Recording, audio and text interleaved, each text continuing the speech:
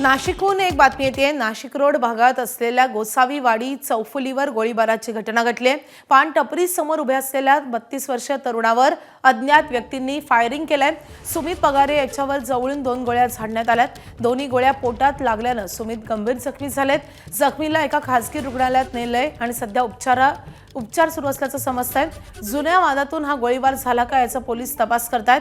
घटनास्थळी पोलिसांचा पंचनामा सुरू आहे। हल्लेखोर आणि गोळीबारामागील कारणाचा पोलीस शोध घेत आहेत। गोळीबाराच्या या घटनेने गोसावीवाडी परिसरात भीतीचं वातावरण निर्माण झालंय।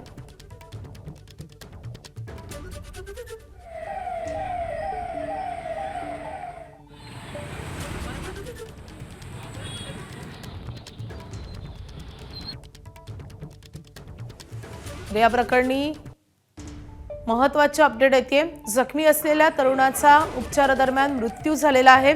तर नाशिकमध्ये गोसावी वाडी चौफुली येथे एका 32 वर्षीय तरुणाचा गोळीबारात मृत्यू झाल्याचं समजतंय। जवळून या तरुणाच्या पोटात 2 गोळ्या झाडण्यात आलेल्या होत्या।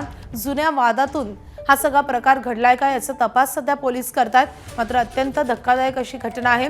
सध्या पोलीस पंचनामा करतात। मात्र या तरुणाचा गोळीबारात मृत्यू झाल्याचं समजतंय। हा तरुण गंभीर जखमी झाला होता, मात्र उपचारादरम्यान त्याचा मृत्यू झालाय।